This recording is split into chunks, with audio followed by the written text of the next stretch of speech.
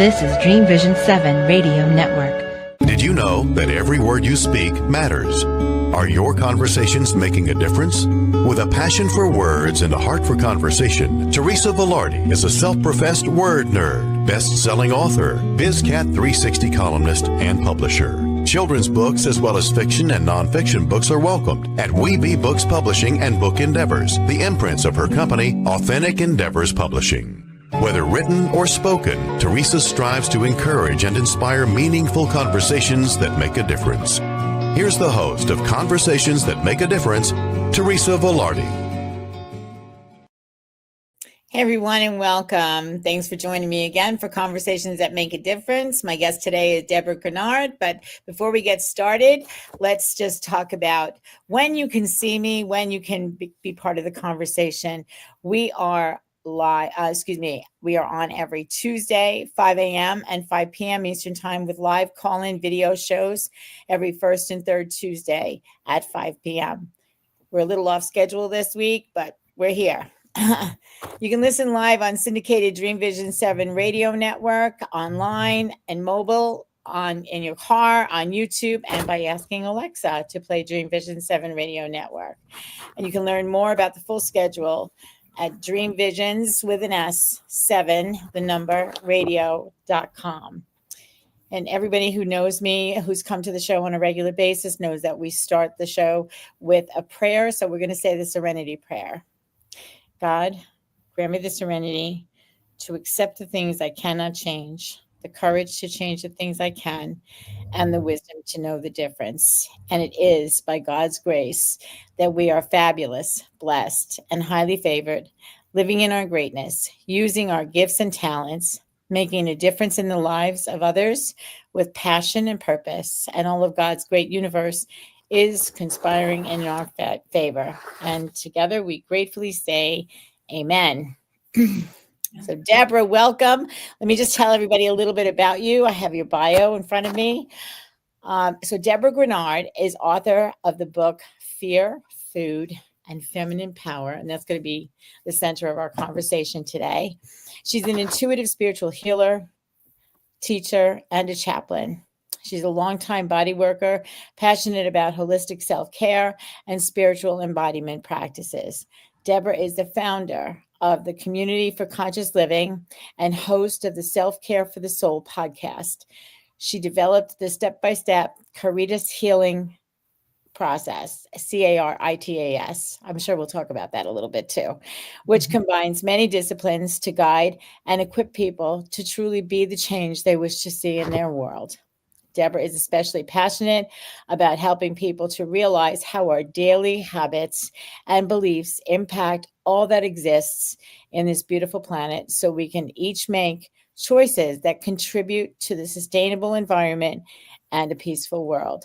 Debra facilitates transformative programs and retreats online and in person, including the program that accompanies the Fear, Food, and Feminine Power program, Living from Your Sacred Feminine, the CARITAS Journey to Embodied Transformation. Debra, welcome. I'm excited to have this conversation with you. Thank you, Teresa. I am honored to be here with you. Thank you so much. I know we've been waiting for this book for a long time. We sure have. It's been in the works for a bit longer than you anticipated, but I have a big question to ask you. Why this book? Why Fear, Food, and Feminine Power? Yes, very good question. So I started the book about 9 years ago. I was teaching a program at the time called Food, Weight, and Feminine Power, which was addressing issues that come up around our compulsive eating and our emotional eating and our issues with body image. And it was really uncovering a lot of deeper issues that were related to trauma and feeling unsafe in the body. And it was so profound. It was really unlocking very deep and poignant things that were coming up for people and really sparking some deep conversations, poignant conversations. And one thing, I just started on that book. And then my father who is now 103, at that time was 94. He he injured himself and needed some help in the home. I moved in with him, come to find out all kinds of stuff was going on. And his doctor said that he had less than a year to live. That, this would be his last birthday, his last Christmas, blah, blah, blah. Fast forward, I'm still here. He's 103.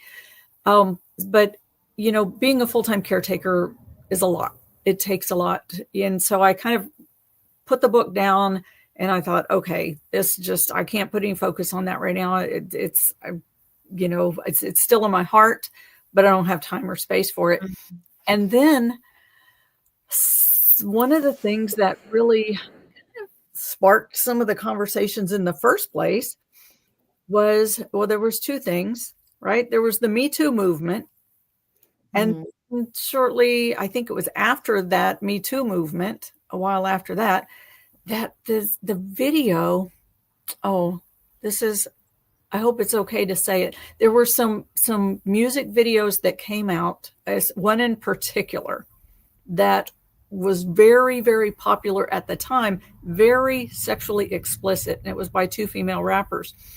And, and they had the acronym, they had the merch, they had everything going with it. And I think it topped the charts on number of downloads and everything. It was, yes, very sexually explicit.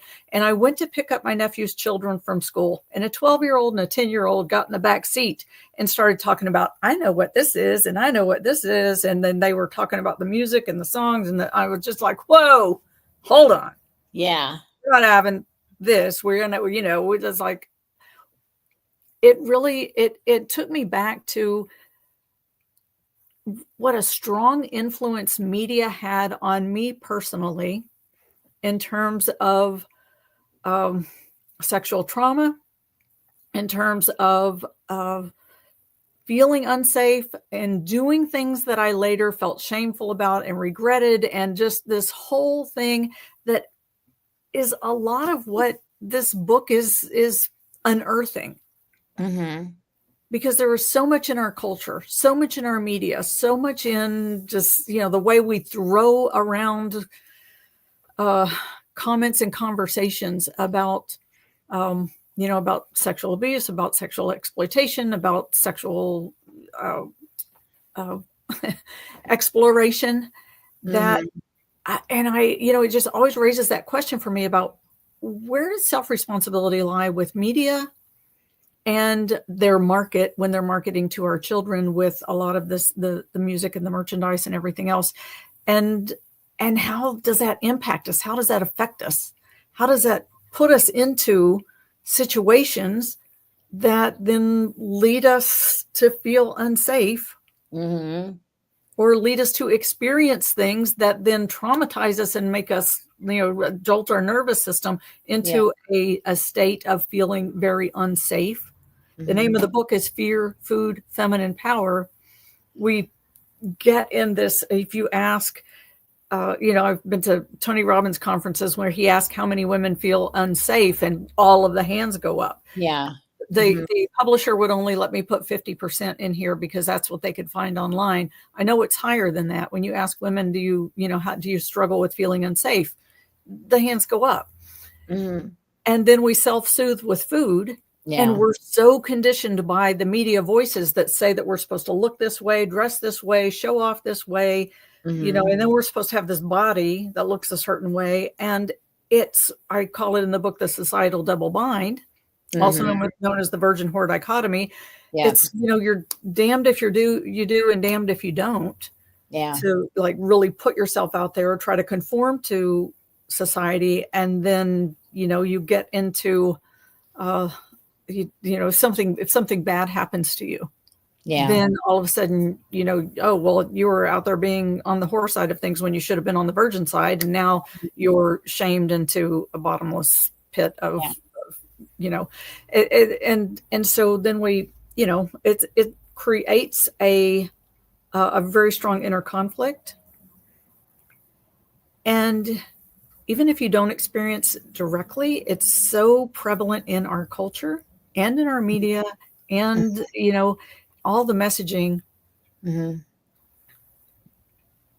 what it really, the feminine power part of it, right? We feel the fear, we self-soothe with food, we wrestle with the body, whether it be through body image, through weight, through health, through, all of the things that we're doing to our bodies. Right. And what we're really being disconnected from and suppressing when we're self-soothing is that true voice, the true power, the sacredness of what the woman is created to be. All of that gets completely lost. So well said. And what really struck me is in the beginning when you started telling the story about your the children in the back of the car watching on their devices or whatever, this video that is not meant for that age.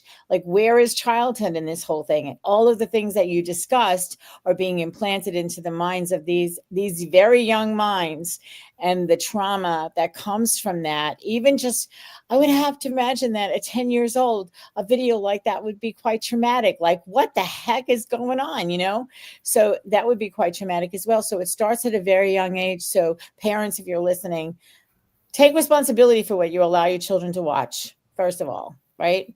Because all of these things, as you said, Debra, all of these things lead places where women, mostly women, I'm sure there are some men who feel unsafe as well, but we're talking about the girls today. And it leads them to places where they may never have gone had it not started at such a young age. Yes? Yes. Yeah. We're entrained at a very young age. And if I can, this is not my book. I was actually reading my book to an audio engineer, because I'm turning it into an audio book, and the audio engineer recommended this documentary that is called Brainwashed, and it shows how the media. There's actually 5 techniques. It shows 5 techniques that the media uses to entrain the male gaze. So this is brainwashing the men to be that like that jaw on the floor, drooling, awestruck by a sexy woman, and it objectifies the woman's body, and it like wipes out her voice and her power all at the same time. It was an amazing video to really see it pointed out. This is the technique they're using here. These are 5 techniques that they teach how to create films to create this power over dynamic. And it's so subtle, or so common. I don't know that it's subtle, but it's so common. It's hard to imagine a film done in another way. Yeah. But it entrains us. It entrains the boys and the men as much as the young girls and the women. Yeah. And it's all takes us out of the truth of who and what we are. Yeah. And that's really sad, because we don't know who we are when we're young. We really don't know. We are finding our way through this thing they call life. And then everything that is around us, everything that we see, hear, impacts us. And to be irresponsible, as the media is more often than not, it's shocking to me. It's shocking to me. And it leads, and a lot of these things, lead to some of the topics that we have been covering on this show, like with Andy Berger from Voices Against Trafficking. All of these things could potentially be elements for that kind of a result happening to any one of us. Yes. One of us. And around that same time as well, there were those rape cases that were, and that one in particular at the college that I'm thinking of, where, it's the whole boys will be boys attitude, and the man gets a slap on the wrist, and it's, the woman shouldn't ruin his life. But it's obvious that his behavior was, I don't even have words for it. I know. And then ultimately the woman ends up to being the victim twice around, the victim because of the attack, and the victim because of the way that the media portrays the situation. So, exactly. How are we going to get through this, Debra? Yes, exactly. Well, okay, so here's the interesting part. There is a Native American proverb that says the highest calling of the woman is to lead a man to his soul so as to unite him with Source. Oh, say that again. The highest calling of the woman is to lead a man to his soul so as to unite him with Source. And if I can, all right, so this next part might be a little bit triggering, but I'm going to say the whole proverb. But hear me out on this, because I have an interesting point to make about it that I make in the book. The lowest calling of the woman is to seduce a man, lead him astray, and leave him wandering. The highest calling of the man is to protect the woman so she is free to walk the earth unharmed. The lowest calling of the man is to ambush and force his way into the life of a woman.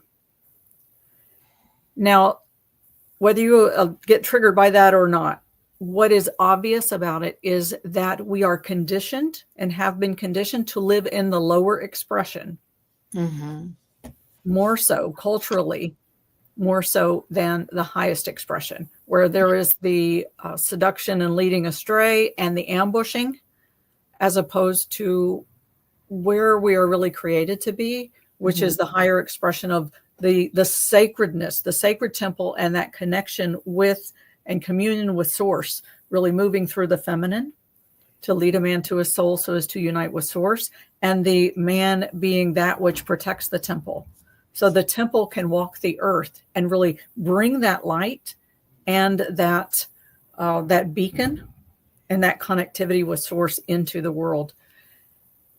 And in the book, my mission in writing this book and goal is to help us to take some of the old stories and the patterning and reframe them so that we can get into the roots of it and see the masculine and feminine, whether you're talking about in relationship, in culture, in the collective of masculine and feminine, or in the inner masculine and feminine, to look at the relationships internally and externally, individually and collectively, and reframe it from the lower expression to the higher expression.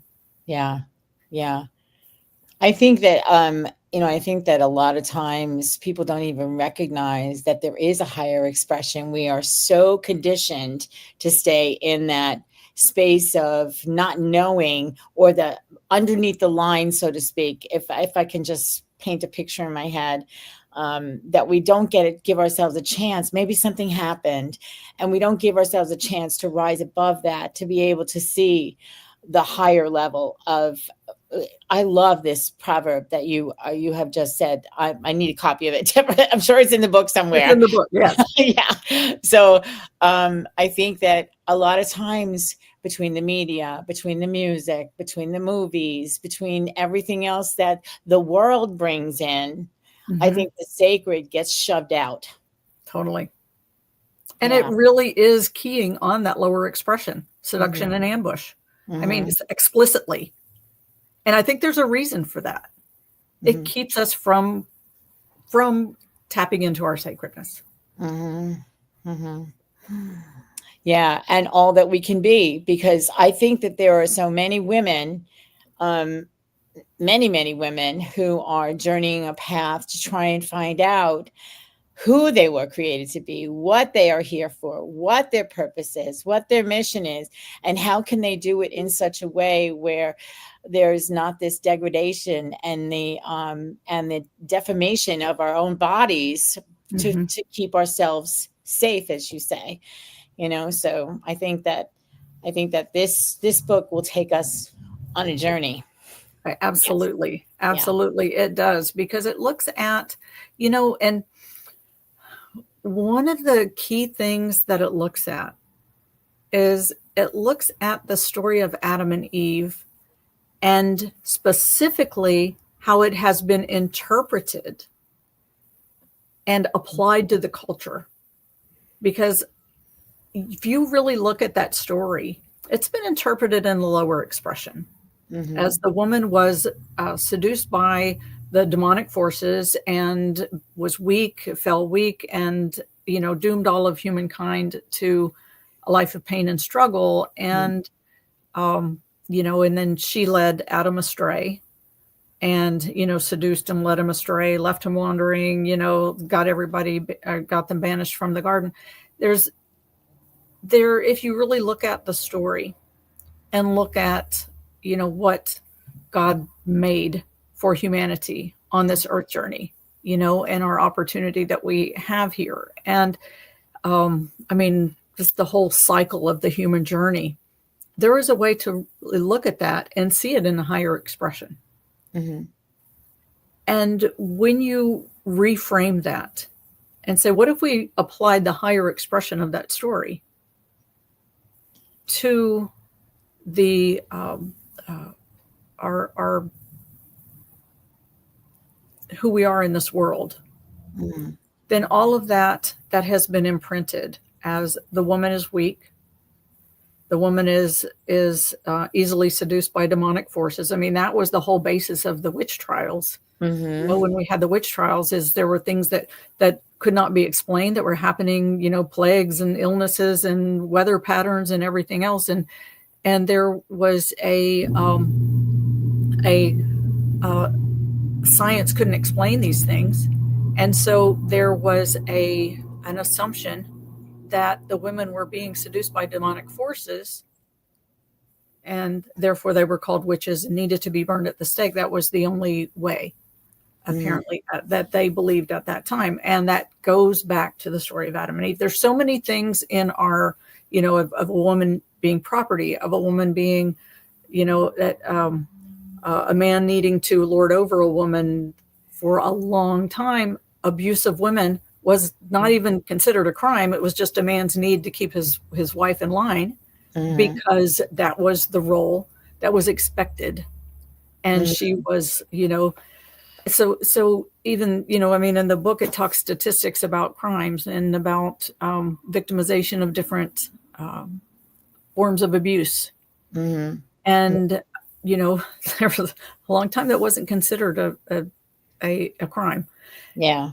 Hold your thought, Deborah. We have to go to a break, but we're going to come back. I want to talk a little bit more about this this biblical story, the Adam and Eve story, because we're going to go back to that. But in the meanwhile, I want to encourage everybody who's listening, be sure you go to Amazon and get yourself a copy of Fear, Food, and Feminine Power. I got faith on the brain today. We'll be right back. Are you one of the many people who said, someday I'll write a book, but don't know how to get started? Many wannabe authors have begun with the same question and are now published by Authentic Endeavors Publishing, a multi-imprint hybrid publishing company. Whether you're writing an autobiography, a memoir, a kingdom book, a children's book, a business book, or an anthology, we have a place for you. Visit www.AuthenticEndeavorsPublishing.com for more information or to set up a 20-minute consultation. Your title of published author is within reach. Born Able exists to highlight and normalize the humanity, worth, and abilities of infants and children born with complex medical conditions. We write, illustrate, and publish books for these children and have featured over 1,000 children throughout the world. Our videos and posts have been viewed over 100 million times on social media as we strive to showcase these amazingly abled kids and fight relentlessly for equal medical care, regardless of diagnosis. All proceeds from Born Able books go directly to the Born Able Foundation. To nominate a special kid to be featured in a Born Able book, go to www.bornable.org to learn more. Did you know that every word you speak matters? What you say and how you say it can make or break a relationship or shift the outcome of any situation. Are your conversations making a difference? Faith in God, gratitude, authenticity, and giving are Teresa Velardi's heart. It's in this spirit that she's focused on making a difference in the lives she's blessed to touch. Conversations That Make a Difference is now on syndicated Dream Vision 7 radio network every Tuesday at 5 a.m. and 5 p.m. Eastern Time, with live call-in shows every first and third Tuesday at 5 p.m. Eastern. This is Dream Vision 7 Radio Network, uniting mankind with universal love. Our shows are created from the heart, bringing each listener to a place of divine enlightenment. Breathe, relax, and enjoy. Let life flow. And we're back with Debra Graugnard. We're talking about her book, Fear of Food and Feminine Power. And we're talking about the story of Adam and Eve. And, you know, when I think about the Bible story, God created Eve as a helper for Adam.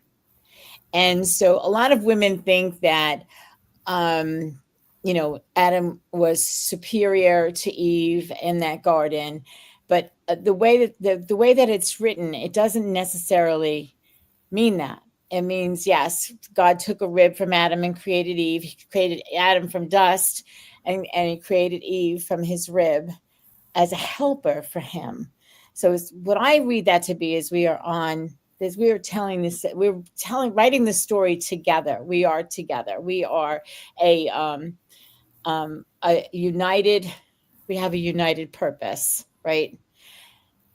And how it went wrong the way that it did, and what you bring forth is really interesting to me in relationship to what is being taught, or what people are assuming is being taught. But until you actually study, you don't know. And that's where you are. You've studied this, and you've brought forth some things that are that we may be dealing with today, you know, that is a result of what happened so many years ago. Isn't that always the culmination of things? We have to make sense of what we had no control over. Right. Yeah, well said. And you know, it's just, I'm always a little bit just want to say, you know, as I talk about the things that I believe, if it brings up questions for you, or you don't believe it, then, you know, listen to your heart, of course. But like when human beings came to Earth, there is a, you know, I studied with a Sufi teacher from Jerusalem for a number of years. And there was a saying that when God spoke to the collective of humanity, and when it's still in the spirit realms, and God asked everything in creation, who wants to manifest with this thing called free will? And everything in creation said, oh, no, not me. I could not imagine a better existence other than one completely aligned with the will of God. The human being said, well, we'll give that a shot. We'll try it out. And so human beings came to manifest on the earth with free will, which basically means that we forget, and we perceive ourselves as disconnected from God's will. We forget. And then we test the boundaries of all the laws of nature. You know, that's how we can boy, do we test them. Yeah, right? We test them. Yes, exactly. And we have to forget what they are in order to test them, right? And so the teachings say that God put 3 things into the human being to make us, to like really instill us into the density of our bodies and into the ecosystem of the earth, and make us forget. And that first was just the need to eat and defecate. So that puts us into the earth ecosystem. The desire to make, love, and procreate, which then puts us in relationship with each other and all of the things that go, you know, our challenges with relationship, but also furthering the population. And then the desire to individuate and be successful. And if you look at any, what do you call it?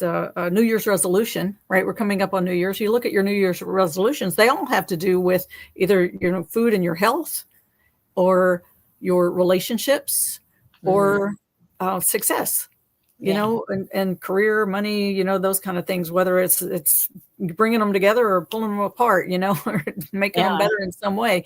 So we're on this intentional journey in that way. And if you really look at the story of Adam and Eve, it actually lays out all of those things. The other thing that it was so important about that story is that this, you know, even though Adam and Eve were told, don't do this one thing, or don't eat from this tree, don't do what they did, there's in the free will, in the forgetting, we're going to test the boundaries, and in testing the boundaries, we make mistakes. Yes. And we're not meant, none of us ever, not male, not female, not Adam, not Eve, not anybody, is meant to be doomed to the fate of the mistake forever. We're meant to find the truth of who we are. Yeah. Through making the mistakes and then returning. So when Adam and Eve went to God and said, hey, we did what you told us not to do, we made this mistake, God taught them that forgiveness is here. All you have to do is recognize that you made the mistake and come and say, hey, whoops, we made this mistake. Help us to return. And the asking is for us. Yeah. Because the forgiveness is already there. Yeah. The asking is to help us to receive. Yeah. And all of that is laid out in that story. But we focus on the mistake and the sin, and we like spiral that into like a downward spiral into the depths of that lower expression. And we stayed there. Yeah. And that's where it all turns to whatever. Right. You know? Right. But it's time for us to come back from that and to recognize who we are, the higher expression of the male and the female, the higher expression of the archetypal masculine and feminine. You know, that feminine is that state of being, that state of receptivity, that state of connection. That is that quiet, still place that you go to in meditation, where you really need to return and to settle and to commune with source and with truth and with higher light. Right. The masculine is that moving out into the world and doing. So that feminine is, when you talk about being a helper, it's that which returns, that the masculine can return to like decompress, to clear out all of the stresses of being out in the world and to like reconnect, reunite. So, you know, on the inner, on the archetypal and on the physical and in relationship, it's mirrored in all of those ways. Yeah. So interesting. So interesting. I've never really looked at that, the Adam and Eve story from that and to that depth and in that standpoint. So tell me about the food part of this whole thing, how you so graciously and effortlessly can put out the information there about how we go into this state of fear with everything that you've talked about so far. What's the deal with the food? Yeah. Well, I love it. And I ask this because this is a journey that I have been on for most of my life, you know, and I think that there are a lot of people who have the same thing. Food, in my perception, food is can help soothe these emotions, these fears. Food also can be something that people have to avoid in order to be able to.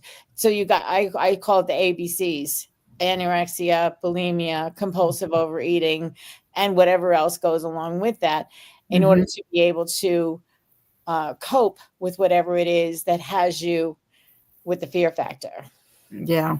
Yeah, absolutely. And food, you know, it's one of those things. Okay, everybody needs food, so it can like creep up on you subtly. You don't recognize you're having a problem. It's not like, you know, oh, I'm drinking or I'm taking a drug or I'm, you know, getting into gambling or debt or anything like that, or other addictions and compulsions, because we need food.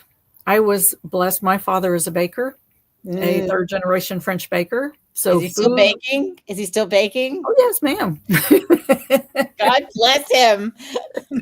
Yes, he still is. Yes. And so, I mean, I think that's another reason why when I, you know, started writing this book, then the universe brought me back to live with my dad, because I got to live in my childhood home, in my childhood bedroom, and with a baker who wants to bake all the time and eat sweets all the time. And I hadn't been living that way for 36 years before I came back home. And so I was like, oh, I got to go through it all again. But with a new so perspective, though. well, yeah, kind of. I mean, yes, absolutely from more awareness, but also I went through a period of like, all of the urges came back, and it's like I could see myself, and part of me didn't even want to control it. Like I just was ready. Yeah. Anyway, it was a whole like, okay, here we get to do it all over again, but learning from it this time. Getting really into the intricacies of what's going on. But food, I think, is particular because when you think about when you are in the womb, you are being held in a snug container. We really talk about the metaphysical vibrations of the womb as a microcosm of the macrocosm of creation as well. But when a child is in the womb, they're being fed and sustained through the umbilical cord. It's completely passive, and you're being held. There is a beautiful story that I tell in the book about a young girl that I worked with years ago who was 6.5 years old at the time and remembered being in the womb. She told her mom she liked being in the womb because when you're in the womb, you can go back. You can go back and ask questions when you get scared, she said. And her mom said, you really? She says, well, you got scared? What happened? And she says, well, Mom, you get to see everything. So they show you a movie of your whole life before you come here. And Mom says, really? And it's scary? Well, she says, well, if you didn't like it, can you change it? And the little girl says, no, Mom, it's not like that. You see, God has it all worked out.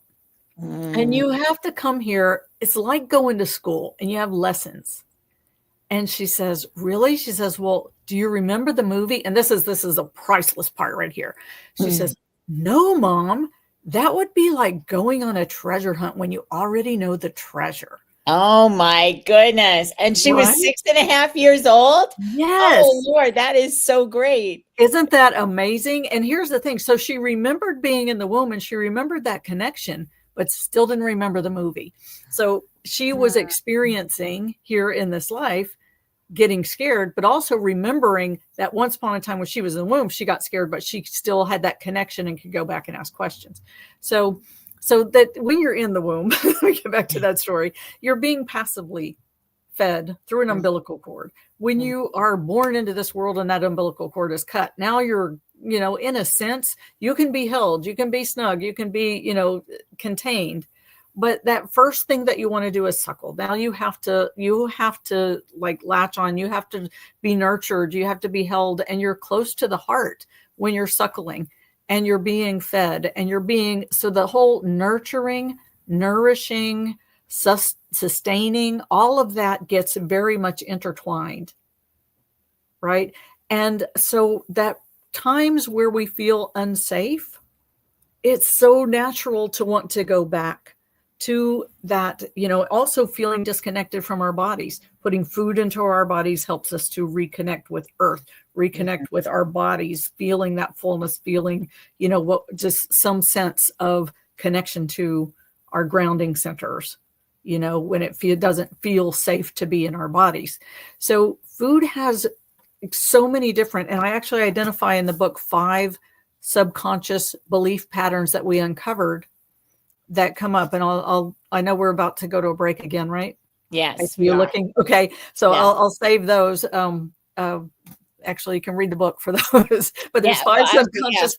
Yeah. 5 subconscious beliefs that keep us looping in those patterns of discontent and not recognizing what we're doing or not able to break those patterns. So we go over those in the book too. Yeah, we'll touch on a couple of them. Somebody in the chat says they love this. They love your mind and your wisdom and how you put this all together. So yeah, thank you for that comment. I love your mind and your wisdom too. Otherwise we wouldn't have this conversation.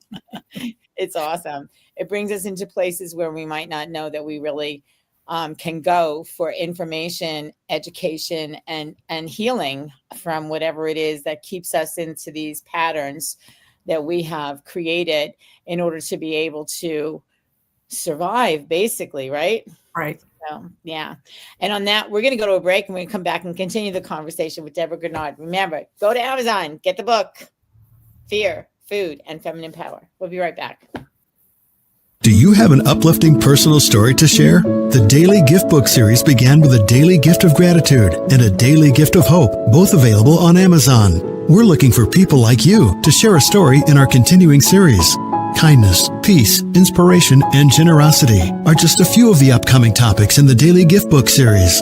Your stories matter, and they make a difference. Visit www.dailygiftbookseries.com to find out more on how to submit your story for one of the upcoming titles. With the hustle and bustle of today's world, how often do you practice gratitude? How can you make it a habit? Gratitude is more than putting a smile on your face and being thankful for the roof over your head. It's expanding your perception and finding gratitude for every opportunity and every challenge. Gratitude is a feeling of connection to things higher than yourself, to God, and to others. We focus on light, positivity, and connections. When we join our grateful hearts together, the power of community attracts more people and even more to be grateful for while making a difference. A grateful heart is infectious. Share it. Join our Grateful Hearts community on Facebook. Go to facebook.com/The Grateful Hearts Community and watch your blessings blossom. This is Dream Vision 7 Radio Network, uniting mankind with universal love. Our shows are created from the heart, bringing each listener to a place of divine enlightenment. Breathe, relax, and enjoy. Let life flow. And we're back. I just want to tell everybody about the Daily Gift Book series. First one, gratitude. Second one, hope. Yes, these are on Amazon. And so is a daily gift of kindness and a daily gift of peace. And now we have the newest daily gift of friendship. Yay, Debra's got her copy too. Yeah, so be sure to go and get your copies. Some of them are still on sale for $10 each. Great Christmas gift for people. So the other thing I wanted to say, the Daily Gift Book series is just one way that we get out there together and tell our stories. The other way is through the Grateful Hearts community. If you go on Facebook and look for Grateful Hearts Community Group, you'll see we're playing the gratitude game in there right now.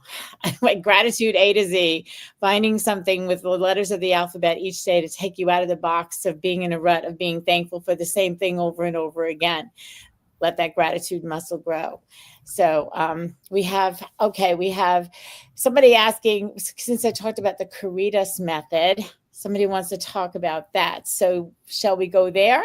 Sure. Let's do that. Okay, so I pronounce it CARITAS. CARITAS. It might be CARITAS. It's actually in the Latin.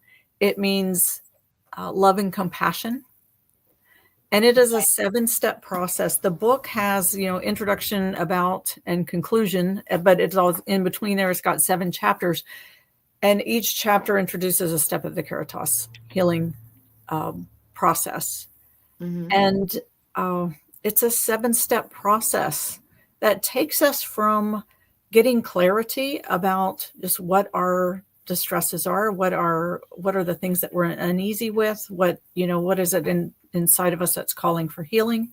And it takes through a step-by-step process. It's really looking at, okay, you mentioned the serenity prayer. What's within my power to change and what is not? Right, exactly. And, and also looking at where's the mercy, because there's mercy in everything.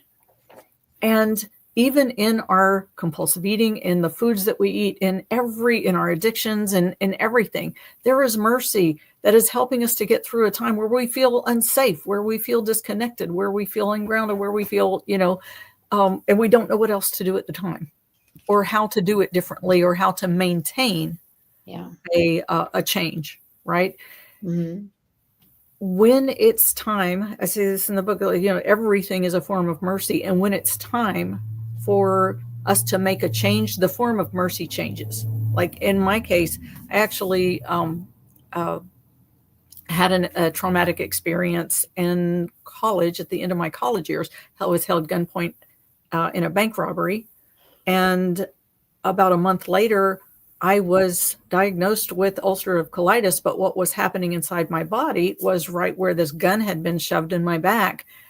I was experiencing excruciating back spasms and internal bleeding. Wow. And though the gun had not gone off, energetically, it was going off on a daily basis, and it was exploding inside. And so that's what really was a turnaround for me. Prior to that, I'd had fibrocystic disease and hypoglycemia, which are all things they say, oh, people get those, you just live with them, just do this, just do that. The ulcerative colitis was more severe. And they just said, oh, well, again, people get it, you live with it, and just don't eat any foods with fiber, no raw fruits, no raw vegetables. And, eat white bread, not wheat bread, eat potatoes, things like that. And take steroids for the rest of your life. And that manages the symptoms if you're lucky. I did that for a little while. And then it just, by the grace of God, a light bulb went off in me and said, no, there is another way. And by the way, there was a gun still in your back.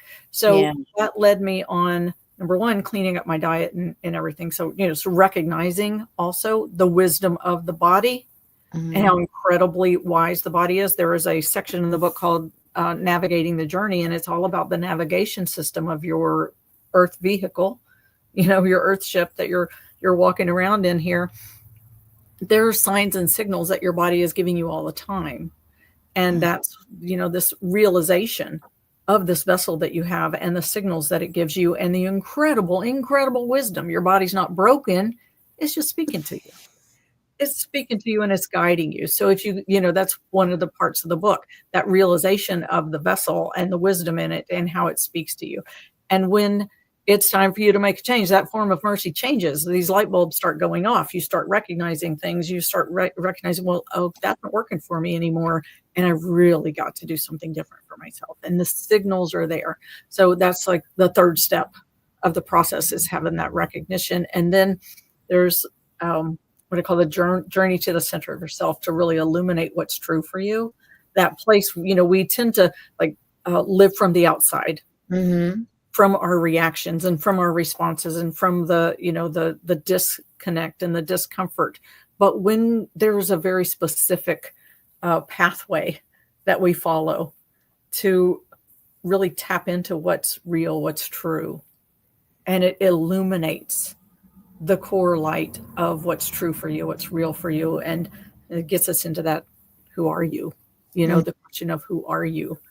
And then we has a phase of transformation, and where as I say, the knower becomes that which is known. And then an assimilation, right? We're going through the CARITAS, the clarify, the assess, the realize, the illuminate, the transform, the transformation, where the knower becomes that which is known through like a vibrational shift in the field. And then an assimilation, really assimilating knowledge from heart, head, and your state of being, which really takes us into that the feminine state of being who you're here to create it, returning into that communion with source, to really be in that state of receptivity and that state of being, and moving then from that place. And when you tap into that connection, and you assimilate that vibrational shift throughout your body, mind, and heart and spirit, and you can move from that place, then that is when the S stands for sovereignty. That is when we can recognize sovereignty from the pulls of the material world and that lower expression. Recognize ourselves in that higher expression. And, it doesn't mean there won't ever be things that pull us back into that lower expression, but we recognize those things, when you come into that vibrational shift and you assimilate that through all the parts of your being, those things don't have the same pull on you anymore. Like, you come into a state of knowing, and that's where the sovereignty comes in. I love that. Clarify, assess, realize, illuminate, transform, assimilate to sovereignty. Yes. Powerful, powerful stuff. If it were that easy as just saying the words, but the bottom line is that you got to do the work. You got to do the work that goes along with it. Speaking of which, you have a course that goes along with this. Yes. I do. Yes. Okay. Let's talk a little bit about that, Debra.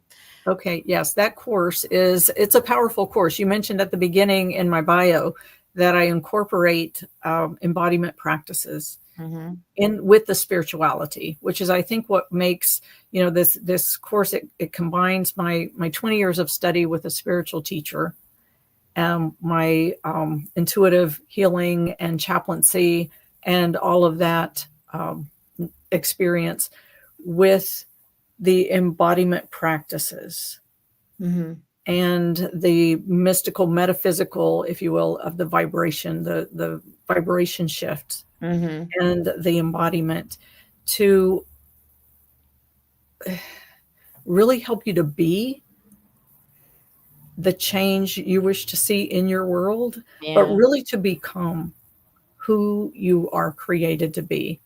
And meanwhile, we're peeling away all of those things that were the misperceptions and the lies that we've been told and the, all of this stuff that's been so subtly imprinted into us. So we're peeling all of that away and really tapping into that core, because everybody's got a little bit different of an essence, right?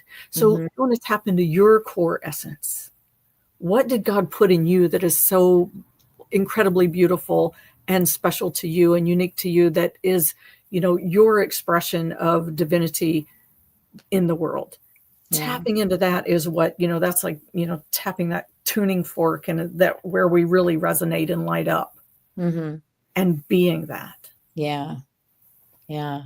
Wow. And that course is going to help to bring us back to that sacred space of who we are created to be. It's so funny when you said become who you're created to be. I actually wrote a book called Become Who You're Created. I love it. Yeah. It's mostly a journal, but it's little tools along the way. But yours sounds much more involved and much more has a lot of depth in it, that you help to bring forth the places where you need to go in order to be able to rediscover yourself. Yes. And the beauty of doing it in a group, even though we do it online, I've done this before a number of times, and we do it in a way where we still have a level of witnessing and connection online. There is, how many times have you healed something and then you go out and you're around people and that judgment comes at you and you revert back to that same place of, So what we're doing when we're doing the practices in group is we're retraining the nervous system to not go into retreat when those criticisms come, but actually to be reaffirmed and to be repatterned with a mirroring and acknowledgement of that core truth of who you are. Core truth of who you are. Yeah. I think I feel I'm still in my head. I'm back with that 6.5-year-old girl, knowing that life is a school and just inherently knowing through her communication during the time in the room and probably afterward. And, for people who think that this is not possible, just look up Akayan Kajmarek and look at her paintings. She came to this earth with an incredible ability to paint. And at 9 years old, she painted a painting called The Prince of Peace. Wow. And she kept saying, God kept telling her, paint the picture, paint the picture, paint the picture. And she says, well, I have nobody to sit for the picture. And then somebody came to the door, a carpenter, no less, picture of Jesus. She's supposed to be painting. Wow. Carpenter comes to the door. She asks him to sit for the picture. She paints the picture exactly as she sees him. He leaves, never comes back. Nobody ever knew who he was. So I believe that stuff like that happens all the time. And then when that 6.5-year-old girl is knowing who she is inherently, but didn't get the end of the movie, that's the experience we call life. And we take all the things with us. We'd have everything we need to get through, I believe, the judgment and all the criticisms and everything else that bring us to places where we might not want to go, like dive into the food when you don't feel good or whatever. Ask me how I know this. Right. And yet we know that there are ways to handle it a little bit differently because the Creator is always with us. Yeah. And I think that your course, although I haven't seen it yet, keyword, I haven't seen it yet. I believe that based on this conversation alone, that course will help people to really come back to who they were created to be. That is the deep prayer. Yeah. And if I can just say, it is time for women with where we are collectively in our journey of humanity, right? Mm-hmm. In the collective of humanity, it's like looking at that archetypal for the woman to come into the truth and reality of who we are, to create, to like wake up that conduit so that the masculine can return to commune with source, and it's two parts of one whole coming back together to commune with source, to be in that higher expression of masculine and feminine, and to be able to live in unity. And it's time. It's time. And how brave of you to say that in this time that there is such an upheaval in the earth and the spiritual realm, that we can come to someone like you who knows, someone like me who is learning, but at the same time, I know that there are things to come that are better than what we see here now. But how brave to say it's time that we do this work, because it's time we do this work. Yeah. Debra, we have 1 minute left. How can people get in touch with you? Where did this hour go? Can people get in touch with you? And besides going to Amazon to get the book, how can they get involved in your course? Go to fearfoodfemininepower.com. fearfoodfemininepower.com. Okay. There is information about the books, links on how to get the book. There's also a link to the program there, and just other ways that you can get started. Awesome. Be sure to get on my mailing list at the very least. And get the book, sign up for the program, but get on the mailing list so that you can be notified of other things that are coming on. Other things that are going on, other things that are coming. And also, she also has another book I'm going to recommend to you, When We Were Silent. And While We Were Silent. While We Were Silent. Yeah. And there's a lot of information and a lot of stories in here that speak to trauma. So yeah. That's specifically about healing from sexual trauma. Yes. She's an author. She's a speaker. She's a coach. She's a friend. And I'm grateful to have you here on the show today. Thank you for all you've brought to the conversation. And thank all of you for being present. Make sure that all the conversations that you have, even the ones with yourself, are making a difference in the world. And we'll speak to you next time. Have a great day, everybody. Bye. Thank you. Tune in next time for Conversations That Make a Difference with host Teresa Velardi every Tuesday at 5 a.m. and 5 p.m. Eastern, with live call-in shows every first and third Tuesday on syndicated Dream Vision 7 radio network. Thank you for listening, and thank you to our station owner, Deborah Beauvais, working behind the scenes. Be sure to go to conversationsthatmakeadifference.com for your free gift. Make sure your conversations make a difference.